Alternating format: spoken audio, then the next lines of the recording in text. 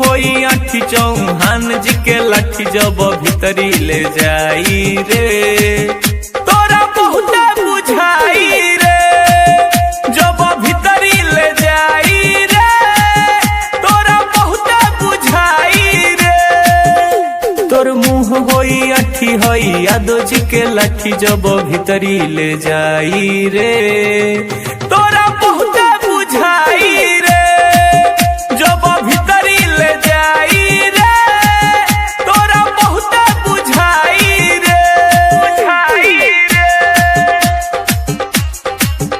तोरा बहुत बुझाई रे जब भीतरी ले जाई रे। Mix by Maa Sharda digital recording studio Lucknow.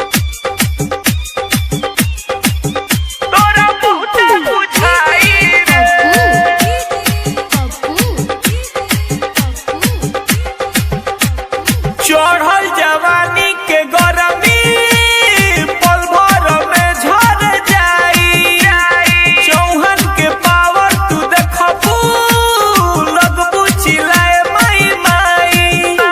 तोर मुँह होई आठी होई सिंह जी के लाठी जब भीतरी ले जाई रे तोरा बहुत बुझाई रे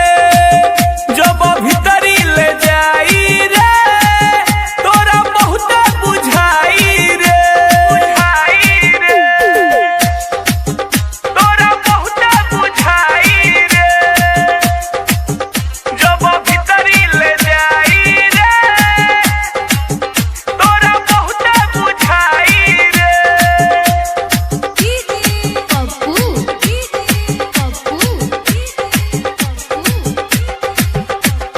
जाकिर सुजीत के गोरी तनी सछुए त ढोढ़ी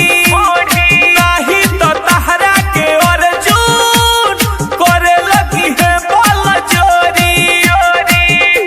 तोर मुँह होई आठी चौहान जी के लाठी जब भीतरी ले जाई रे